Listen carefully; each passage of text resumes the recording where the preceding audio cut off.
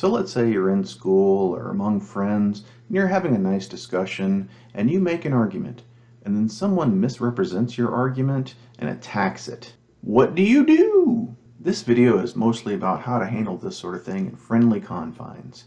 You know, among friends and in your classroom, that sort of thing. People aren't out to get you. They're not out to hurt you. They just, honestly misunderstood your argument, or maybe you misspoke, maybe you weren't clear enough, maybe they didn't hear you right, they misheard what they thought they heard. That happens all the time. Especially these days wearing masks all the time, who knows. This happens all the time. It's okay. It's nothing to get worked up about. Let's look at an example.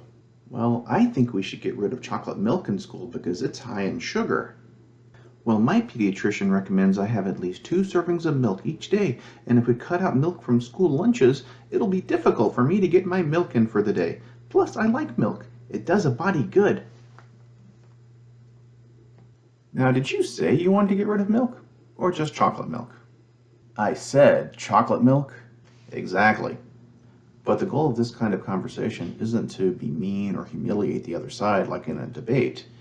It's instead to talk, to exchange information, to lay all the facts out there, and come up with a consensus view or agree to disagree. To do this, you have to have an open mind and really listen to what others are saying. But you must also call out logical fallacies when you hear them. Put another way, we must call out the dark side when it creeps into conversations. In these sorts of conversations, you don't call out the fallacy directly, but instead you do something like this. Well, I think we should get rid of chocolate milk in school because it's high in sugar. Well, my pediatrician recommends I have at least 2 servings of milk each day, and if we cut out milk from school lunches, it'll be difficult for me to get my milk in for the day. Plus, I like milk. It does a body good. I may have misspoke, but I meant to say I think we should get rid of chocolate milk in school, not all milk. Chocolate milk is high in sugar and is bad for us. Notice what I did there? I very subtly and quickly gave the person what's known as an out.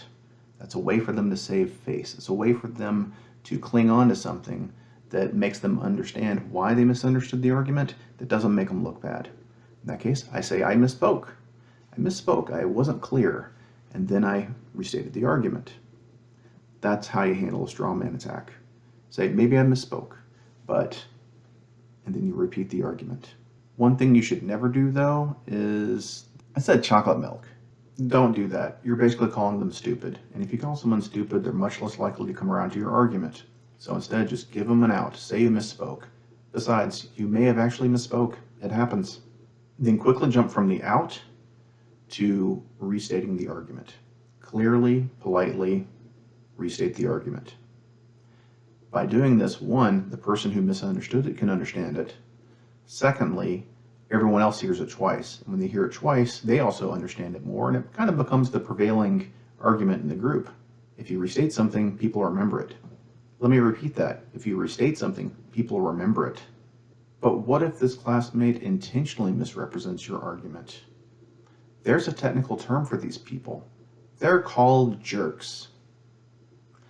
But you handle it just the same. Give them an out, then restate your argument. Now, in a more formal setting, such as a class debate, you have to be versed in both the force and the dark side. Especially if you have a weak argument, that's where the dark side comes in. If you don't really have a leg to stand on, you're going to want to throw out some conspiracy theories. You're going to want to question people's motives, ad hominem attacks. You're going to want to misrepresent the other side. You're going to want to throw out some red herrings. In other words, you're going to want to do what Donald Trump did in 2016. It's obviously effective, but debates are a whole other topic. This video is about how to handle when someone throws a straw man at you in a more informal setting, when they misrepresent your argument, attack the misrepresentation. So what do? First, give them an out. Let them save face. Second, restate your argument. I hope this helps, and thanks for watching. Cheers.